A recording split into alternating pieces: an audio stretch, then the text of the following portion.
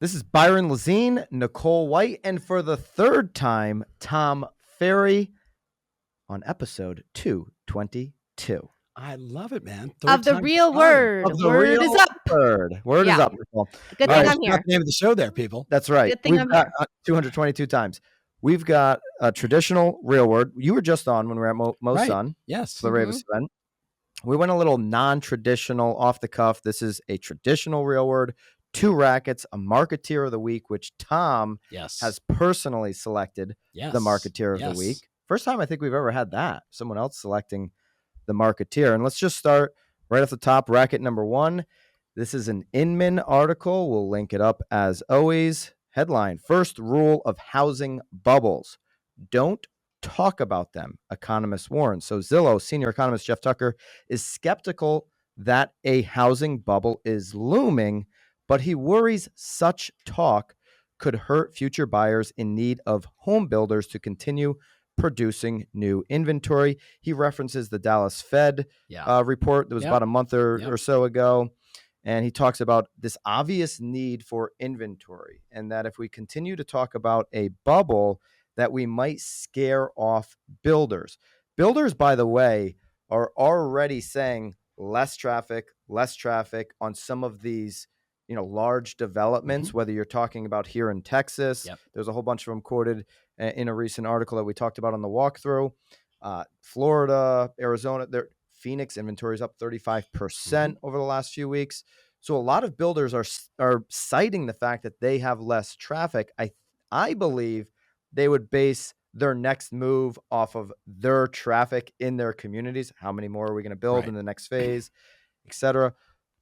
But I'll ask you, Tom, should we be talking about a potential housing bubble and what's going on in the market to create those fears? I've got 2 thoughts here. First, thanks for having me on the show.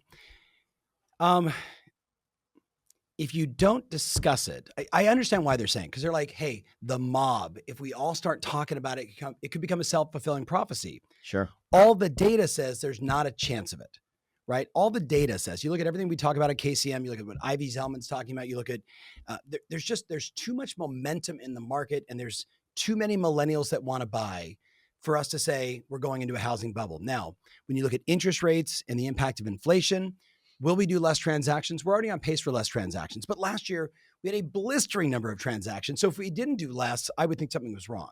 But what happens is, if you go from a lightning hot, white hot market to a red hot market, people start to panic. The reality is, I would argue right now, things are great, but there's a lot of uncertainty around political unrest, which I know we're going to talk about. There's uncertainty around banking. There's this fear of, are rates going to go to 7 to try and curtail inflation?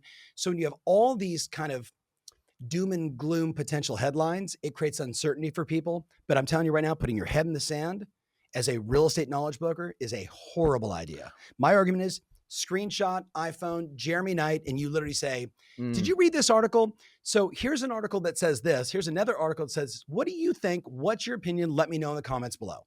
And what do you think is a great social strategy to increase your awareness and your brand on Instagram or wherever you're asking that question? 1000%. So, whether it's Instagram, YouTube, Facebook, Reels, the point is be everywhere, but I say hit it head on. Yeah. In 2006, I was doing teleconference calls and seminars telling people, sell the Rolex that you don't need, get rid of your second home. The world is about to collapse. Then it was obvious, right?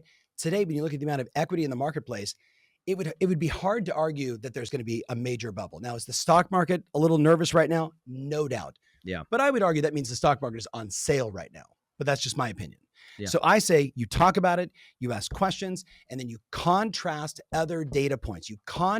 So, hey, here's Bloomberg's article. Here's something I just got from the Fed. Here's what, CNN Hoobie-Doo says. Here's what I just got from Fox. Like, I would just be the one that's contrasting and saying, hey, we all know that headlines do more to terrify than they do to clarify, but what's going on in our local marketplace? Let me share with you the data. When you're reading national news, you've always got to talk to a local expert to talk about what's happening here, because here doesn't always translate to what's happening, across the country. This is something Nicole does better than probably 99.9% of agents. She looks at her hot sheet in the CTMLS every single day. She recites. Well, multiple. Tell them what you do on the hot sheet. I do everything on the hot sheet. I like new listings coming soon. I like to look at what's under contract, closed, but I also love to see what agents are actually doing the business, who was the listing agent, who was the buyer's agent. Your It actually helps. curiosity when you ask It's the agents, like, how'd that deal come together? Because you know which agents are putting what deal together, oh, for where that buyer sure. comes Yeah. from, so you can speak Or like, intelligently oh, they with have the a local buyer at market. that price range. Like I have a listing at that price range. Like maybe they'll have a buyer for my next listing. I just like to know the ins and outs of every agent, as well as obviously, I mean, everyone wants to know pricing or how things like quickly they went, or how long they took, or how long are things sitting on the market, or price reductions. We're seeing a lot more price reductions right now, which is like huge. For again, we have an agent. It's funny. She's downstairs right now, and she's like, "It took 10 days for my house to go under contract." I was They haven't been through the other market. nervous. Yeah. And we're talking So I'm about like, well, Connecticut. yeah. So we're like, hopefully, you're now having a different conversation. Like what is now your script for on a listing appointment? Like, what are you now going to be like talking about on your listings instead of like, don't worry, we'll get 15 million offers in 4 hours. So yeah, I love for both of you guys, anyone that's listening right now, if you started selling homes, let's just call it after 2012, this is the only market you know. Right. You only know minus the summer of 2018 when rates went from like almost Connecticut though, 2012, 13. Yeah, I'm like, go easy. That was just Connecticut. Just Connecticut. Go easy. Right. Go easy. Go easy. 12 to 16 was not good in Connecticut. Not good. No. Local market, Connecticut. Yes. Yes. Yeah. But you're right. It's been on an upswing. Yeah. I mean, again, like if all you know is rates are low, appreciation, lots of offers, hurry up and write. Now is the time that you have to slow down, be the educator. Nicole, you were talking about daily hot sheets. Like that's something I've been obsessed with for like decades. Like you've got to look at the MLS twice a day, know it cold. And it made me think, like, if you just took a screenshot of the MLS, the hot sheets, and you just did an audio recording over it. Hey, so look, here's another sale. Here's what's going on here. Look at this one. Days on market's this. And you did that on a daily basis and showed consumers what you see as an agent in the MLS. I think that'd be a cool show. There's still so much value in the MLS that isn't on Redfin, that isn't on Z, that isn't on RDC. 100%. Just the fact that you can list homes in a neighborhood from the top sale to the number 10 sale. You can't, as a consumer on the app, curate that list easy enough where it adds value. You got to go searching, and it's very difficult to do it. So use the MLS as a tool until these sites catch up, because they will. I think they'll have that. That's a great show for someone that's watching right now. That's a really good idea. And there's the marketeer.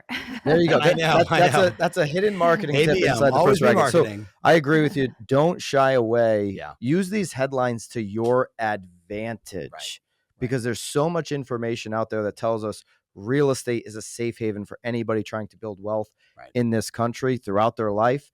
Use these headlines as a weapon. I wouldn't shy away from it. I understand, like you said, why Jeff Tucker, Zillow senior economist, what he is saying, that you don't want to create that. Yeah, you don't want to create the panic. You don't want the mob. Well, the panic's already there. So, I mean, obviously our job is to calm the panic. I think so many people still have, concern, because a lot of us, again, obviously were around when the market dropped. So of course, the last time it was good, it was bad very quickly. So they're still hurting from for sure. GFC. I would recommend everybody listening right now, go to tomferry.com try KCM. Try KCM.com / Tom Ferry. Or BAM. Okay, either way. I'm just thinking because I know the deck that we put up. Yes. But one of the most important slides of our last show, beyond the fact that we showed the cohort of millennials and how big they are, and then we talked a little bit about their social graphics, who they are, what's important to them, which I know we'll talk about politics in a minute. But one of the most important slides was when we looked at bad product that created the 7, 8, 9, 10 crisis versus today. So you literally see red, bad product, and it shows that decade long of bad product.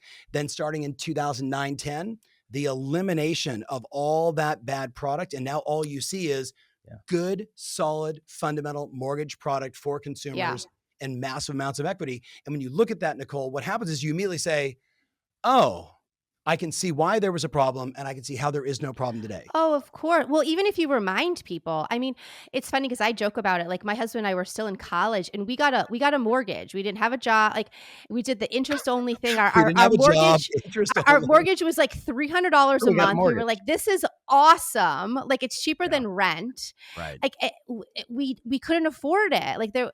So it's so very different. I mean, if you just kind of remind people of, you know, I'm certain 5 out of 10 of the people that were buying homes back then legitimately couldn't afford them, but they were still handing them out. So, Well, speaking of mortgages, go to the link below and send your clients over to Tomo. Tomo are friends of yours. Yeah. It's a mortgage without losing your marbles. Yes. They don't do any refis. Yes. Are you aware of that? Okay, when I was first told, okay, so what's going to be different about you? The first thing they said was, we're not doing refis. And I literally said, hallelujah, because of the number of banking relationships and partnerships that I have that would like sponsor my events. And, oh, we got to meet with agents, Ferry. Introduce us to more agents. Then the refi market would hit and they were all gone. They're gone. They would vanish just like that. So if you start saying, I am agent centric first, I am consumer centric first, and I'm not going to buy into the noise, there's a $2 trillion TAM in new mortgages every year. There's enough there to just focus on doing something exceptionally well. Tomo's which is why, though, that's absolutely why. Yeah. So they're focused on that one, focus of bringing buyers to the closing table with a great 100%. Mortgage.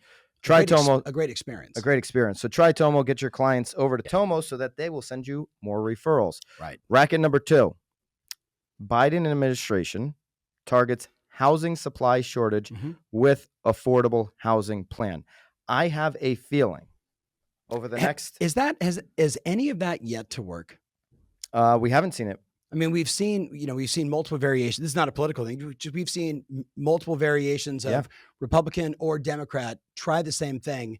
I'm yet to see any one of them work at scale, but man, does it entice a percentage of the population to say, I like that guy. Exactly. And this is a Wall Street Journal article. There is a paywall, but Inman had a paywall too. So both of these have a paywall, but we'll link it up if you're subscribed. Yeah, I was able to get a link through whitehouse.gov. So you can link there you that go. in there too. Yeah, so you can find this information. The point of bringing this up, Tom, is that you're going to hear a lot of this over the next 6 months. Oh yeah. Housing is unaffordable. True. Yep. Right. We need more affordable housing. We need to build a plan. Both sides of the aisle are going to talk about this. They probably won't follow through because it's a complicated issue after the fact, but they're both going to talk about it. So on a national, state, and local level, how involved, informed should an agent be on these plans for their community? So how involved should they be or how informed should they be? Both. How involved and how informed. So I would make sure you read both sides of the aisle. I'd be paying attention to what everybody's talking about. And the thing I would argue for, if you go back to that millennial data like we talked about, there's an interesting, let's just call it minor trend amongst millennials, which says they would go with any brand about 65% of the time that are aligned with them politically or in their beliefs. So one might hear that and say, oh my goodness, then I'm going to pick a side and I'm going to go with that one, probably picking your political side. My challenge with that is, I don't think for us in this industry, it's about being political, right? Why polarize half the population? That's right. I think of some of the best agents on the planet, and what they say, like, look, politics is that's your thing. My job is to help you find a house. My job is to be a fiduciary and be responsible to help you make a good decision to buy, to sell, to invest, etc. And they keep politics out of it, right? To me, that's probably the more intelligent route. I would argue right now, I would probably do that same thing. I'd be screenshotting both sides and saying, what do you guys think? And then I would probably go back if I was a real steward of real estate history, I would go back 10 years, 15 years, 20 years, 30 years. And I would pick both sides of the aisle and I would just show, let's just look at a 20-year case study of Republicans said this 20 years ago, Dem said this 20 years ago. Republicans said this 15 years ago, Dem said, and I would just show them and say, and then let them, sorry, go ahead. No, say it. No. I was just saying, and then let them sort of obviously come up with their own internal sort of conversation. And that obviously is allowing you to sort of keep the line of not crossing either Right. clear. And I know there's someone right now that is just a diehard, like fanatic for politics. Good on you. Yeah. Good on you. You've heard me say this before, made money under Clinton, made money under Bush, made money under Obama, made money under Trump. Like I think for entrepreneurs and business people, we just need to say to ourselves, I'm going to focus on my clients and not pay attention to the noise that doesn't matter. Because those kind of headlines are only designed for one thing, click. And am I playing to my base? Yeah. Right. And my argument is housing is too fundamentally important. There's too many fundamental issues in our country to get wrapped up on one or two and make that your stance that you go nuts over. My mentors would always say the same thing. You want to solve problems? Make your own bed, clean your own house, take care of your own family, then take care of your street, then take care of your neighborhood, then figure out a way to like make a difference in your local community. But to try and fight this kind of national stuff, to me, is not worthwhile. So how can you make a difference in your local community as an agent? Because home ownership is shrinking. No doubt. Right? So 1 out of 4 buyers this year are investors. 30% of the Phoenix market is owned by investors. Yeah. DJ said Jacksonville's the same thing. Same thing. Over 30% as well. Yeah. So it's getting harder and harder for a first-time home buyer, even if they have money, even if they are qualified to buy. So from an agent team brokerage perspective, in your local market, what can you do to solve the affordability issue? Builders can't build for what is considered affordable in most markets. I don't know the exact number, but I would be taking a stab at it. If you look at plexes, you look at multi-unit, 100-plex buildings, maybe it's time for us to relook at the way we did. And again, I can acknowledge they talk about tiny homes in this Wall Street article. Tiny homes, but also turning all those apartment buildings into condo conversions. Mm-hmm. Now, somebody right now is going to say, oh my God, I remember that was happening in 2004, 5, and 6. Yeah. And that was a problem. And I would say, no, the condo conversions weren't the problem. The mortgage product mix was the problem. Right. So maybe it's that, because again, whether it's tiny homes, which I've got lots of friends that like in Oakland, we're doing that, in Seattle, we're doing that. But I think it's going to be hard for any government, including ours, to try and mandate some kind of federal or state law that says this is how housing has to be. Because of all these local rules. It talks about local zoning and land use regulations. If I'm an agent, I might want to report on the monthly minutes of what's going on in my town. We talked about that with the team recently, Nicole. Yep. A great piece of content might be actually getting involved in the zoning meeting every single month. I love that. I also love on a tactical level, longtime client and friend Jim Allen, who would take his entire marketplace and figure out what homes were zoned for 2 but only had 1, zoned for 3 and only had 1. And he would literally map out the entire neighborhood and start marketing and mailing and doing, because he knew if he took that one house, whether he bought it, which he does a lot of himself, and then redevelop it, building 2 or 3 more, he's creating inventory for people. Yeah, and maybe on a micro level, that's something that every local agent could say, let me just look at my marketplace and figure out what's everything zoned for. And then can I be a force for good? And the good news is that because you're helping so many people, you're also going to make a lot of money in the process. Yeah, I love that. All right, Marketeer of the Week, Tom. It's your pick. Who's the Marketeer and why? Can I have 2? Yeah, you can have 2. Okay. First time for 2. Okay, all right. So quickly, the first one I would say would be big shout out to Lydia Gable, right? Compass agent in the Conejo Valley in Los Angeles. Lydia is a lifetime marketer, got into real estate 15, 16 years ago, became a client within months. And, today runs a very successful team. She's a classic relationship-based geographic farmer, be the educator, be the voice in her marketplace. Just had her on my show and we were talking about listing attraction, what's working. And she goes, seller seminars. And I was like, hallelujah, seller seminars. This is something that we talked about during Pivot, during COVID, where we said, hey, look, you've got to be the educator. You have to be the one that's out taking the KCM data and other data points and being the educator in your marketplace. And why not do it on Zoom, since we've been doing it since 2017 in our coaching relationship, right? So a lot of people turned the camera on themselves and started to do it. Well, Lydia said, hey, I was looking at my marketplace and I know kind of the demographics of the people that were selling in my community, a couple thousand houses. And she's like, I'm going to do wine and cheese and real estate market updates and education for potential sellers. So she started this back in January. She's doing 2 a month. She's like 8 to 10 people show up, Nicole, every single time. I said, is it the wine and cheese? She said, Awesome. I don't care. Yeah, Right? you I don't don't care. right? You Because don't care. if you can get in front of 8 to 10 potential sellers, these are people that she's doing direct mail to, their inner geographic farm. She captures their new email address. So now she's got an email marketing campaign that's better. She's able to do Facebook ads to them and everything else to stay top of mind. I'm like, how's it working? She's like, Tom, I'm getting 8 to 10 sellers twice a month that raise their hand and sit with me for 30 or 45 minutes and I educate them. What I like about this, it's brilliant. What I like about this is you can create a lot of content around, you know, here's what we have coming up in 2 weeks. Right. Here's the event. Right. And then after the event, chopping that up and creating bite-sized video pieces. Yep. And all of that content is better than under contract static image. Yeah. Another just sold static image on Instagram. You know, if you want to avoid looking like 95% of the agents, stop doing static crap on Instagram. Yeah.